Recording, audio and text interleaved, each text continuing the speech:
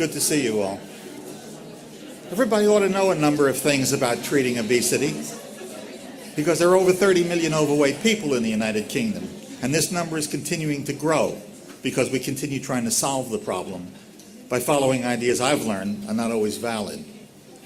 By correcting a few outmoded ideas now, we can have a major impact on obesity and, even more importantly, its comorbid medical consequences.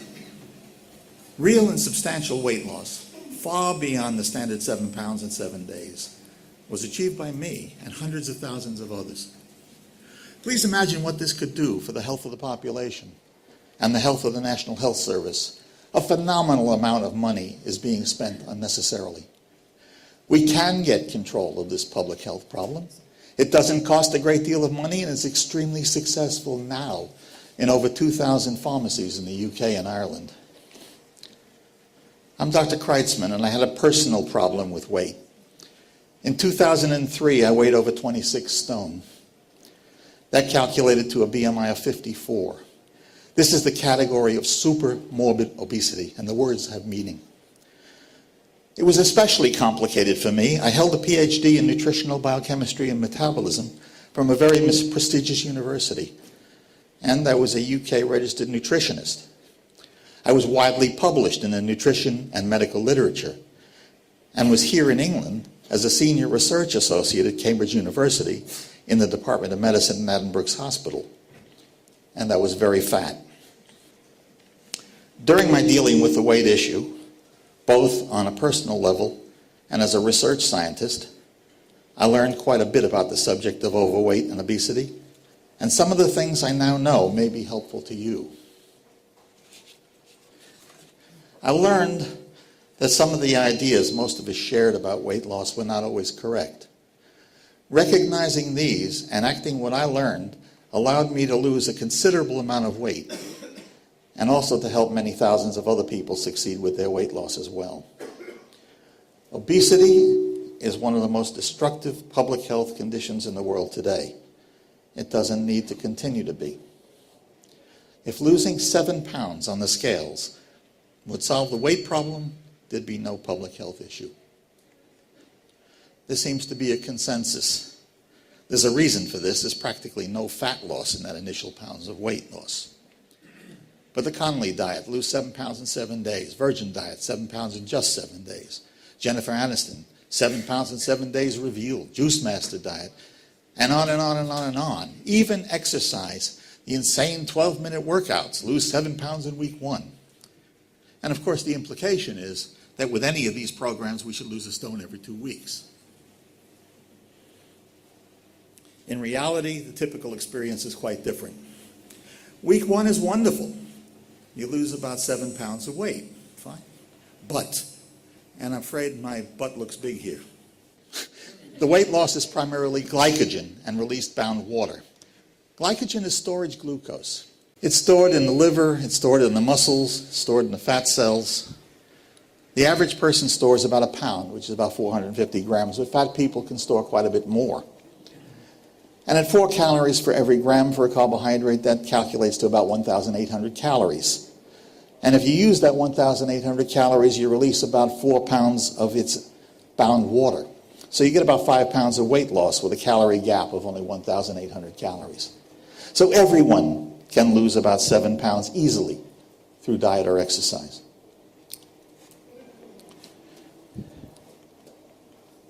Week 2 is sometimes okay as well. You possibly lose another pound or 2 of remaining stored carbohydrates.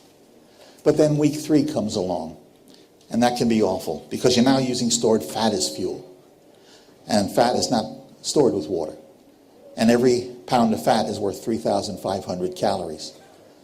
So with the same approach, we sometimes lose no more or even gain. And this causes frustration and guilt because we know the diet works. See, weeks 1 and 2. So it must be you. And now we need a calorie gap of 17,500 calories to lose the same 5 pounds of weight. And that's much more difficult. And many people by week 4 give up. Weight loss depends on the calorie gap, which is the difference between the intake of calories and the expenditure. So how long does it actually take to lose weight? Well, come with me on a theoretical weight loss situation. At 3,500 calories to burn a single pound of fat, what happens if I eat 1,999 calories and burn 2,000 a day? Well, obviously, it'll take 3,500 days, which is about 10 years. Now, I can reduce that time in half by just increasing it to 2 calories a day. I hope you can see that the larger the gap, the more realistic becomes the rate of weight loss. The calorie gap needs to be as large as possible. Now, it's easy to calculate how long it will take at different calorie levels of intake to lose a stone of fat. And if you're looking at about 600 some odd calories, it can take you a couple of months. But as you increase the amount of calories per day, the time starts to be measured in years, not months, and eventually becomes almost infinite. Now, we all talk about calorie counting, but that can be very unreliable. The calories in the charts are the averages of many samples, because individual foods can vary widely in their composition. The individual foods were once living plants and animals, and they differ from each other the way you and I differ from each other. Now, Jackie Storti at the University of Study did an absolutely fantastic piece of work. She had dietitians plan a group of diets at different calorie levels. And then she had her graduate students go out and purchase the foods, prepare them, and then analyze them under laboratory conditions. And you can see the results of what they found. Some of the diets actually were pretty close to what they were intended to be, but not all. And if you were thinking you're on a 1,000-calorie diet and actually eating more than 1,600 calories a day, you wouldn't really succeed very well. It could take you an awfully long time to lose any weight. We're not actually living on our daily intake of calories. Our body stores calories. They're stored so we can use them when we need them. A fat person has many calories in storage. There's only one need for any external calories because some of our essential nutrients, such as amino acids and essential fatty acids, could provide calories. A person using 2,000 calories a day will use them whether they're eating or not, as long as there are calories in storage. If they use more calories, the body stores provide these as well. Diets below 1,200 calories were often thought of as unhealthy, requiring a small calorie gap. We'll discuss weight maintenance later. There used to be a prevalent idea that weight loss had to be slow because reducing intake below 1,200 calories a day was dangerous. This, of course, wasn't likely, since each excess stone of weight stored over 35,000 fat calories, which are readily available. So why did the concept prevail for so long? The insistence on a small calorie gap has made weight control extremely difficult and is no longer really necessary. The problem is that there is absolutely no combination of unsupplemented normal foods with a total calorie intake lower than 1,200 calories that can provide all of our essential nutrients in the amounts required for us to thrive. This isn't a safety limit for calorie intake. It's only a limitation dictated by the nutrient density of normal unsupplemented foods. So a prolonged ordinary food diet below 1,200 calories is unhealthy and can lead to nutritional deficiency. Suppose you saw this on a label. It has some amino acids, which are good for us. It has some fatty acids, which are good for us. It has some vitamins. It has a lot of E numbers. It's got 12% sugar. Coke is 11. It's got some colors. It's got some flavors. Some of those chemicals are frightening indeed. Would you eat it? Yes, of course you'd eat it. All of our natural foods are combinations of some of the things that we need for our diet, some of the things that are essential for the individual food, and some things that we either don't need or are actually harmful to us in everything we call food. We need to get a variety of nutrients to meet our health needs. It's the nutrients we need, not any specific foods.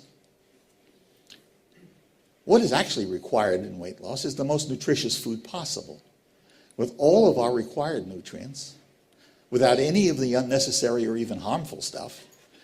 And remember, normal foods contain anti-nutrients and some toxic chemicals.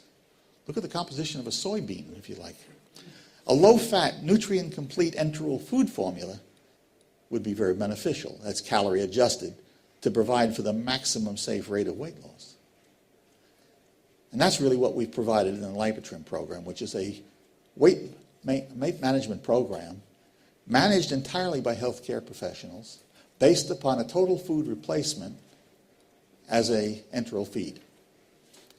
Now, the reason it's managed by healthcare professionals is that it causes real weight loss. And real weight loss is not benign.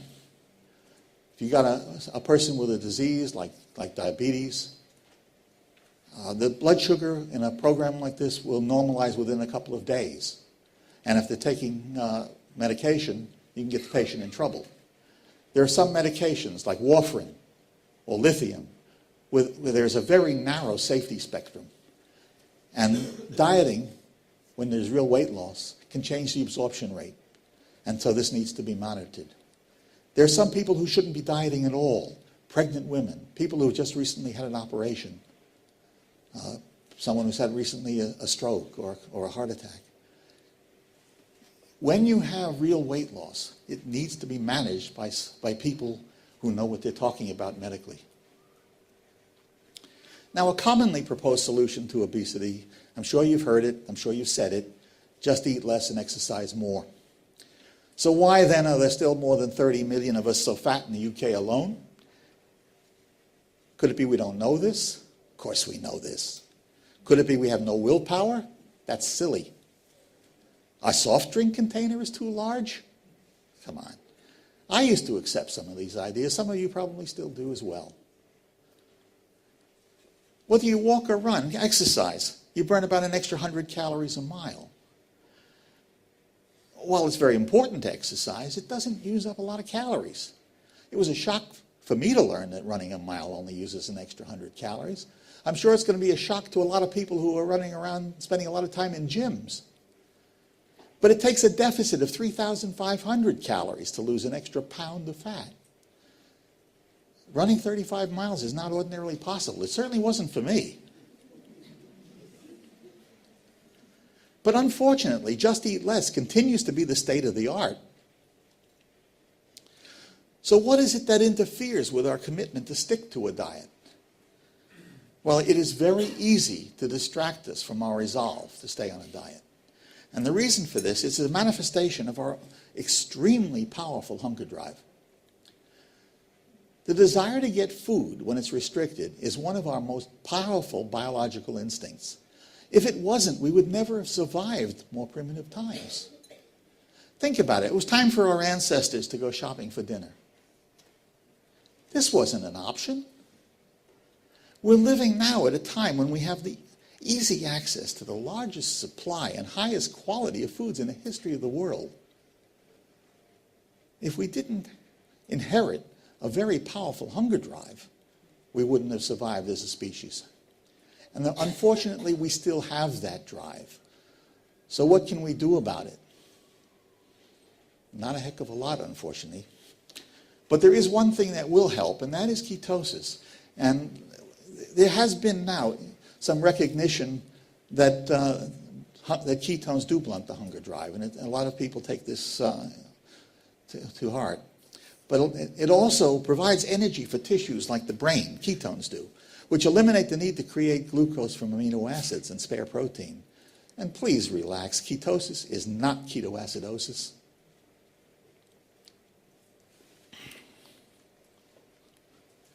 Let's talk a little elementary biochemistry. Ketones are produced after metabolizing fat with triglycerides. When you use fat for energy, you release glycerol, which is a carbohydrate, which provides some sugar necessary to keep the blood levels of sugar normal, and also free fatty acids. Well, free fatty acids in excess can cause arrhythmias. So when fatty acids are further metabolized, they form ketones, which provide much of the required energy for tissues such as brain, and are also said to be the preferred fuel for muscles, including heart muscle. So dieting without ketosis is really not a good idea. But there's a threshold for ketosis, and it's about 50 grams for the average of carbohydrate. More than that, and most people will not be in ketosis. Well, when you take a formula like the Lipotrim formulas, they have about 45 grams. So there isn't a lot of room for the additional amount of anything, even if it's vegetables. With absolute strict compliance, there'll be minimal hunger for the vast majority of dieters, which is why the approach can be so successful. In my research role as Senior Research Associate at Cambridge, my team researched and published a number of studies treating overweight and obesity, including my own. The results we obtained with nutrient-complete, very low-calorie diets were so positive that we needed to make the approach available to UK doctors and hospital consultants. And after 13 years, many of the participating doctors argued that we should extend the program to pharmacists who were their healthcare colleagues, but were also ideally placed to offer easier availability and, even more importantly, follow-on weight maintenance assistance, which was not ordinarily possible in a busy medical practice. And now, 16 years later, they've been proved right. Pharmacists can also offer help to those overweight but not yet obese people who are not yet medical victims of their excess weight. Treating the not yet obese in pharmacies is really obesity prevention on the high street. Nobody got to be BMI 30 without going through BMI 27. And the pharmacists are doing very, very well at treating this group of people. In 4 audits that I've chosen here, Murray Pharmacies have treated 39 such people. The group run by Brendan Feeney has 1,884. Gareth Evans' group, 80 patients in this category. Finn McCall's 154. This is a major contribution on the high street for the people who are not even yet obese. And this is the typical weight loss profile you get from a compliant patient. Serious, effective weight loss in a linear pattern. You're all familiar with the BMI versus mortality risk graph. You really need to take this seriously. These categories are meaningful. BMI 20 to 25, the green area, is considered normal. Below that is considered risky. Between 25 and 30 is the overweight category, the not yet obese. 30 to 35 is obese, 35 to 40 is super obese, above 40 is morbid obese. There are things you need to know and respect about BMI. BMI was not determined by academics in an ivory tower. BMI was determined by insurance companies who didn't much fancy paying out their life insurance policies prematurely. So they put their statisticians to work on millions and millions of actuarial reports. And what they came up with was the idea that too much weight for your height was a problem and put their money at risk. BMI is simply weight in kilograms divided by the height in meters squared. If you can't calculate that, our website, lipotrim.co.uk, has a very easy-to-use BMI calculator, which will accept both imperial and metric entries. You're welcome to go use it. Now, even overall, well, we showed that overall mortality risk was sensitive with BMI. Individual disease entities are also sensitive. The big, very steep graph, of course, is type 2 diabetes. But it also affects gallbladder disease, high blood pressure, coronary heart disease. And I want you to take notice of the fact that the scale on this body mass index is between 21 and 30. None of these people were obese, despite the fact that this risk was quite substantial. If you extend the graph, this is for type 2 diabetes, beyond BMI 30, the rise becomes very, very frightening. Now, it was also interesting to learn that different ethnic populations suffer differently at different levels from the relationship within BMI and the incidence, in this case, of diabetes. If you take the point where the white population becomes obese, BMI 30, the South Asians reach that same point at BMI 24. Chinese at 25. Blacks at 26. There are these different, in this multicultural society that we are living in now, we have people in all different ethnic groups, and these kinds of differentiation can be very important. So much so that people are starting to argue that maybe we should lower the threshold for calling it obesity. The biggest problem with that, of course, is that how many more millions of people would then be considered obese. But even NICE has started to recognize that at least for the South Asians, because of their sensitivity to diabetes, we should be at least warning these people that they are at risk at lower BMIs. And again, for BMI, cardiovascular disease, the shape of the graph is exactly the same. Now, one of the advantages of our program is that we can actually get audit data. Now, BMI, 5% is of the initial weight loss is the internationally recognized threshold for medical benefit from weight loss. Brendan Feeney's group, and Brendan is here at our stand at this meeting, his group treated 13,149 patients who lost more than 5% of their initial weight. Now, it's traditional when you have somebody who's lost weight to have them stand there with a pair of trousers that's too big and show how wonderful the weight loss was. Well, there's not enough room on this slide for 13,000 people holding their trousers out. But over 6,500 people lost more than 9% of their initial weight.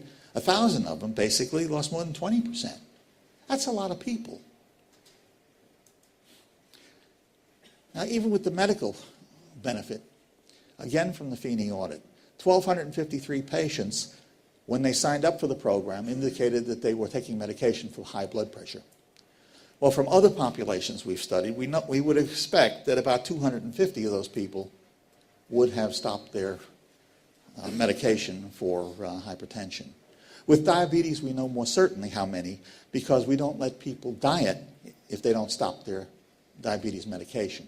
And the reason for that, I've already indicated, is that blood sugar normalizes within a couple of days. And if they continue with the medication, they can get into difficulty. And as far as we know, none of those people have gone back on their medication. But it's not just the lower weight people. The morbidly obese people are also being treated very effectively in pharmacy. Again, from the Brendan Feeney's audit, almost 2,000 people over BMI 40 lost more than 5% of their initial weight. Half of them, almost 1,000, lost over 10%. And I point out to you that the amount of 5% or 10% of the weight at BMI 40 is a heck of a lot more weight than the same percentage at BMI 25. These people lost a lot of weight. Weight losses in pharmacies providing the Lipotrim can be comparable to that achieved by bariatric surgery without the malabsorption of nutrients caused by the surgery or addiction transfer caused by the surgery. Again, in Feeney audit, 218 patients lost in excess of 30% of their initial weight. The average starting BMI was 42.4. After dieting, it dropped to 27.1, and half of them below 26.1. That's normal, folks. Weight loss by dieting doesn't have the same long-term problems as does weight loss by surgery. Addiction transfer is a serious problem associated with surgery. And if you do a Google search on addiction transfer, especially you'll see a lot of it in the States because there's a lot more surgery done in the States. It's not seen with a total food replacement program because people can actually stop the substance of abuse which you can't do with any other means of dieting. Unfortunately, a lot of the transfer, because what happens is that you lose the weight with surgery, no question. But the compulsion, the behavior isn't changed. And people turn to other things to satisfy their addictive behavior. And unfortunately, alcohol is a very common one. And health officials in this country now say they're starting to see an increase in the number of people fitted with gastric bands being referred for alcohol addiction treatment. Not sure I want that transfer. Now, I said we'd come back to talk about maintenance. The mantra has always been, if you lose it fast, you put it back fast. Well, that's very contrary to the data. This was a study done back in 2001 by the Anderson Group. It was long before we had any maintenance data. And these are the results of a meta-audit of 29 published maintenance studies. It's fascinating to see that very low-calorie dieters lost considerably more weight than the hypocaloric balanced dieters. But at 5 years, the VLCD dieters sustained a weight loss greater than the total initial loss in the hypocaloric group.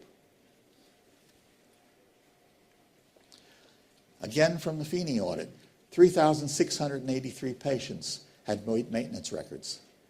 The BMI at the end of the diet period was 30.7. After the last recorded visit was 30.2. That's maintenance in my mind. The average time interval was 243 days, with the longest time interval over 5 years. For half of the maintainers, the interval exceeded 3 months. Another audit, this one from pharmacist Gareth Evans, who's also with us here at this meeting. And as you can see, after dieting, the vast majority of people in his group, the units of BMI change after weight loss was between 0 and 1 BMI unit. The reason that we're being so successful with maintenance is that we do not expect maintenance to just happen. When people eat less, we still need to assure that they're well nourished. The just eat less concept doesn't tell you eat less of what. And it's very common for people who are restricting what they're eating, to come out with nutrient deficiencies. So what we did was we have these formulas for maintenance, and we put in the same nutrient mix that's in our strict diet, which people are living on for long periods of time.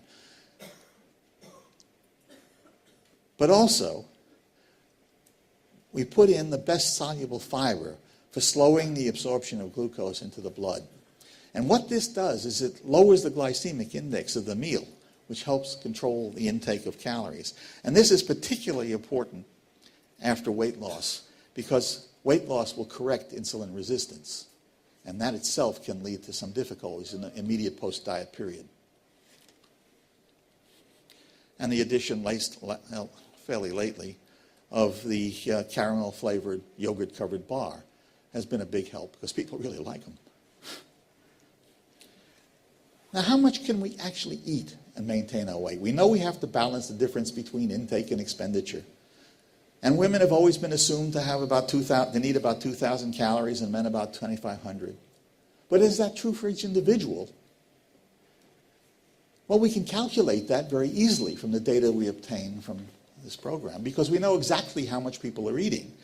And the compliant patient will lose weight in essentially a straight line. And you can calculate the slope of a straight line, which is simply the change in the height divided by the change in the horizontal distance. And if the slope goes down, of course, it's a negative slope. So if somebody loses 2 pounds a week at 3,500 calories a pound, we know that the dieter used from his stores 7,000 calories per week. Very simple. And we know for that individual what that person's body is required.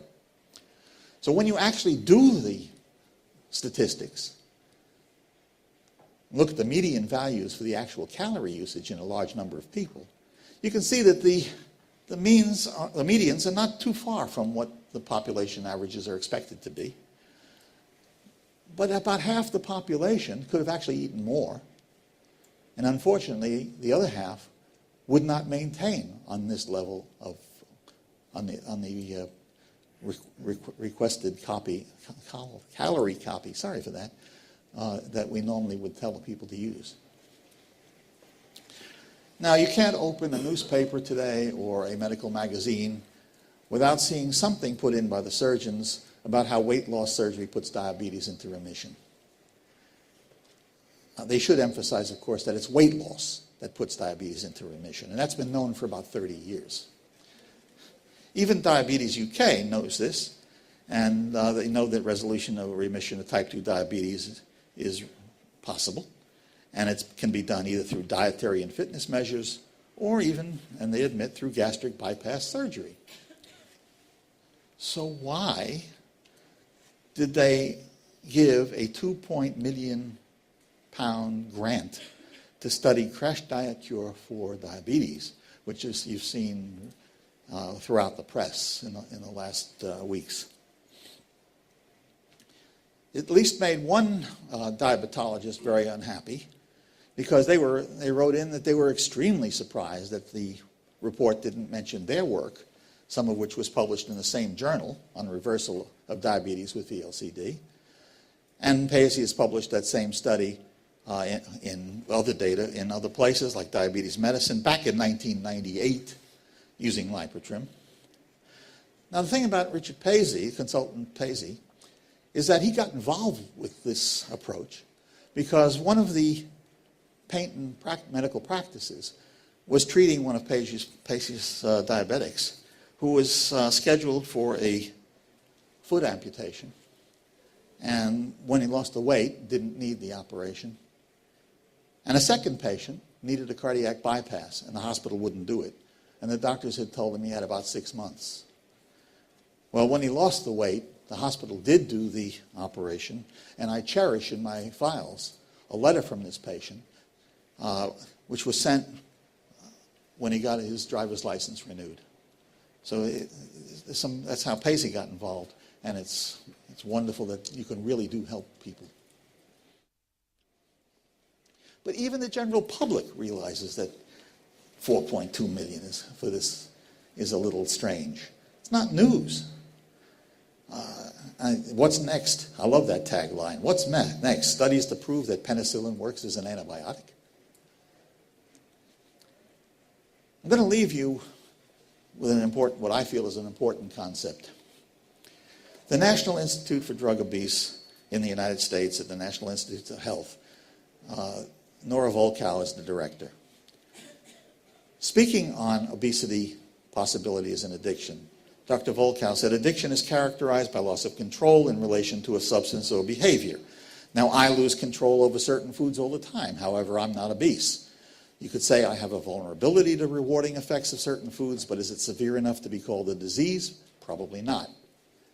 I would say that in extreme cases of obesity in which patients want to stop eating, but they just can't, even with awareness of all the adverse physical and psychological consequences, because obese people are stigmatized, which is a powerful social stressor, then yes, I would say there's an addictive dimension to their behavior. New science is showing that overeating is not a behavioral disorder, such as a lack of self-control, and is not caused by a hormonal imbalance. Instead, foods rich in fat and sugar can supercharge the brain's reward system, which can overpower the brain's ability to tell an individual to stop eating. In these cases, the more someone eats, the more he or she wants. And again, from Dr. Volkow, there actually appear to be a limited number of behaviors which can result in addiction, much like drugs. There are only a few chemical compounds that can produce addiction. You can't become addicted to antibiotics. Only chemical compounds that increase dopamine activity in reward pathways can produce addiction. And similarly, only behaviors that increase dopamine in the nucleus accumbens, for example, gambling, can result in addiction with repeated exposures in those that are vulnerable.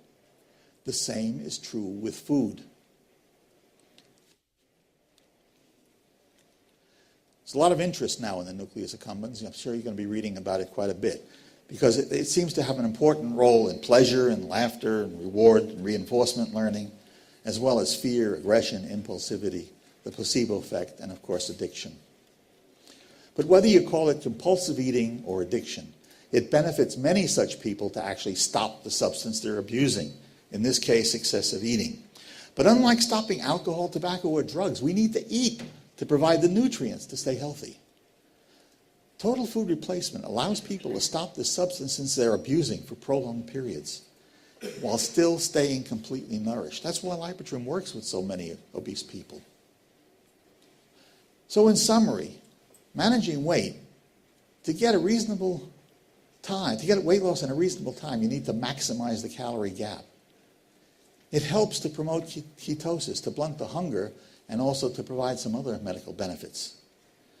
It's absolutely essential to provide all the nutrients to keep the diet healthy while they're losing weight.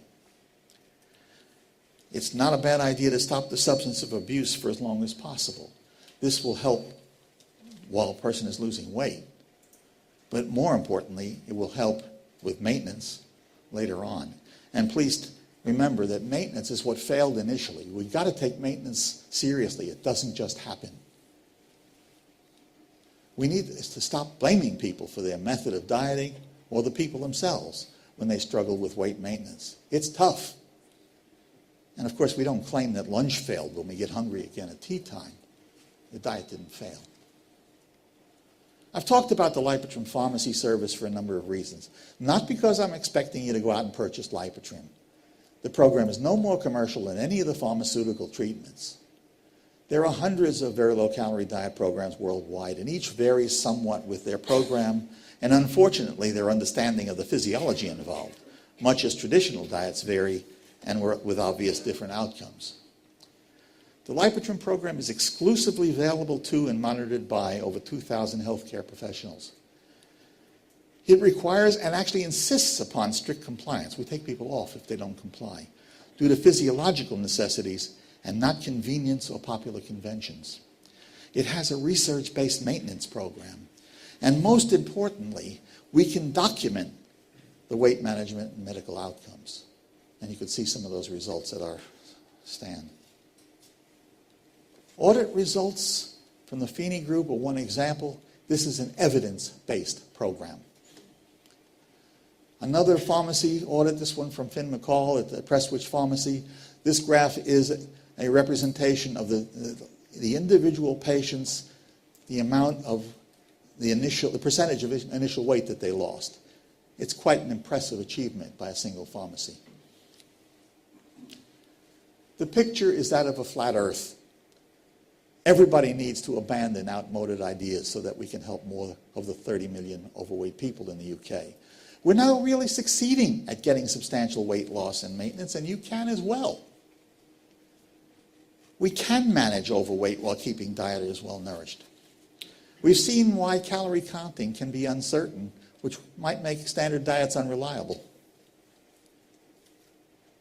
We've discussed why diets under 1,200 calories are not necessarily unhealthy. We've provided audited proof of large weight losses in pharmacy-monitored programs and the medical implications of the weight loss. We've indicated that some people may be actually addicted to food and the implications for treatment of such people. And most importantly, we've emphasized that rapid weight loss can lead to rapid remission of type 2 diabetes. If for no other reason, it's worth taking some of these concepts to heart. I thought you might want to know some of what I learned. I hope it will enable you to help reduce the plight of overweight and obese people. Thank you very much for listening. Thank you.